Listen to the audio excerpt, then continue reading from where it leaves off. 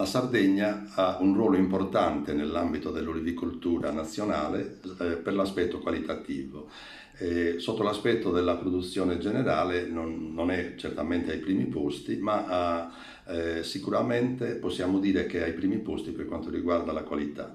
Le zone olivicole più importanti in Sardegna sono nel Sassarese, Alghero, Sassari, Sennori, nel Montiferru, Bosa, Cuglie, Seneghe, Bonarcado e l'Oristanese, con un'importante presenza nei comuni di Oristano, Cabras, Riola, Nuracchi e questo ha portato anche una specializzazione delle varietà.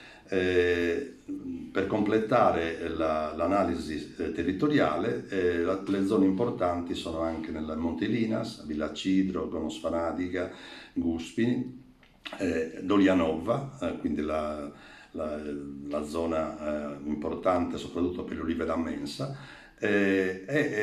però c'è uno sviluppo anche in altri territori perché c'è una maggiore attenzione da parte dei produttori alla produzione olivicola.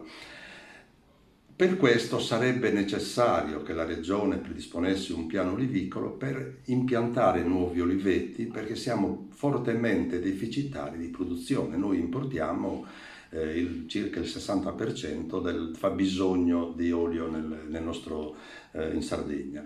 E quindi questo può essere un incentivo anche per avere oliveti più razionali, soprattutto con la presenza idrica, quindi il soccorso, l'irrigazione di soccorso, soprattutto in virtù del fatto che col cambiamento climatico in aridocoltura l'olivo sta soffrendo troppo nel periodo di lunga siccità. E questo incide sia l'aspetto quantitativo ma anche l'aspetto qualitativo degli oli.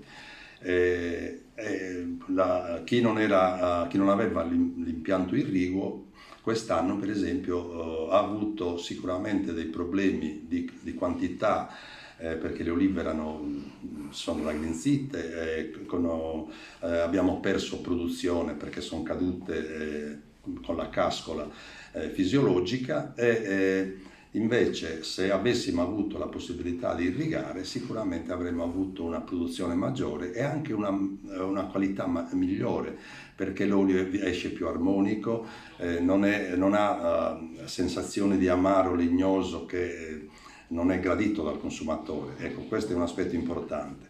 Poi l'altro aspetto è sull'aspetto tecnologico.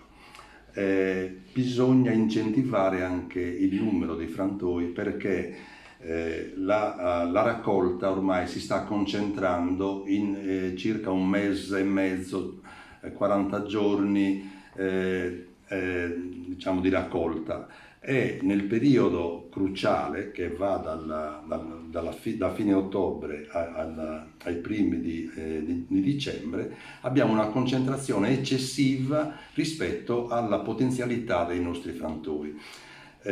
Quindi chi vuol fare alta qualità ovviamente deve necessariamente o avere un frantoio di fiducia, oppure avere il proprio frantoio aziendale, e questo sarebbe la cosa ideale per le grosse aziende olivicole ovviamente. L'aspetto importante poi riguarda la gestione tecnologica dell'estrazione, in quanto negli ultimi anni c'è stato un miglioramento notevole sia sotto l'aspetto tecnologico, quindi degli impianti, ma anche sotto l'aspetto gestionale del frantoi, quindi un'attenzione direi quasi maniacale per la pulizia, quindi l'igiene sia del locale ma anche la pulizia degli impianti, che deve essere fatto giornalmente in modo da non lasciare residui che possono poi provocare dei difetti nell'olio.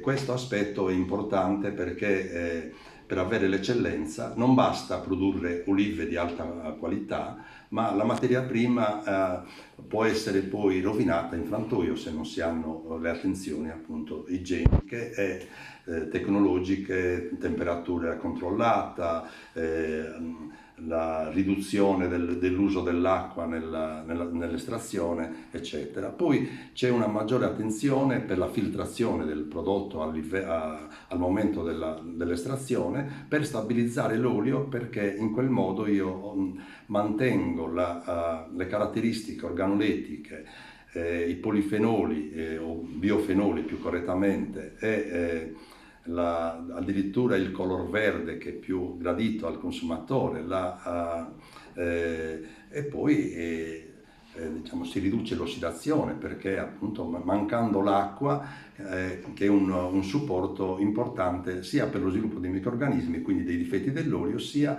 per degradare il prodotto stesso sotto l'aspetto idrolitico e ossidativo. Ecco. Tutto questo ha portato ad avere produzioni di alta, proprio eccellenti, che sono molto apprezzate nel mercato. Ci sono aziende che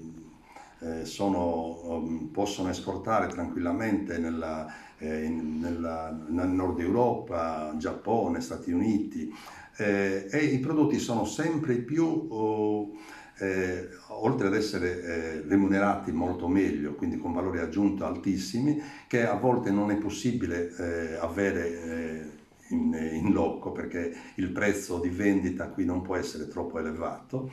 E quindi questo ha portato anche a un miglioramento economico delle aziende, che investono di più nel settore, sia sotto l'aspetto della gestione dell'oliveto, con attenzioni mirate alla difesa fitosanitaria, alla raccolta delle olive, alla lavorazione immediata delle olive stesse, diciamo in giornata, ma possibilmente nell'arco di 4-6 ore dalla raccolta, e questo fa bene proprio alla qualità.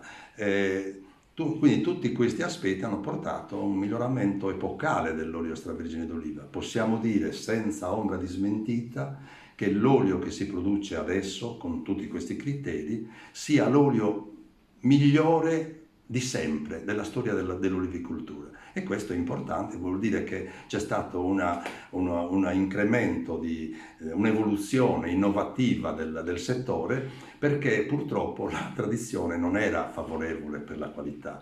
Noi prima producevamo un olio di scarsa qualità e veniva remunerato poco, proprio perché non aveva quelle caratteristiche di eccellenza che è necessario per entrare in un mercato di alta gamma, dove appunto c'è un valore aggiunto maggiore. Se noi produciamo un olio di massa, siamo massacrati dai nuovi produttori olivicoli a livello mondiale ormai. Prima era a livello mediterraneo, ora si produce olio in California, in Sudafrica, in Cile, Argentina, Cina, diciamo. Quindi ormai si sta allargando il mercato mondiale, e si sta allargando anche il consumo mondiale. Siamo arrivati ormai a 3 milioni di tonnellate di consumo, e l'anno scorso abbiamo prodotto meno di 3 milioni, quindi siamo carenti, proprio bisogna aumentare la produzione olivicola, soprattutto in Italia e in Sardegna.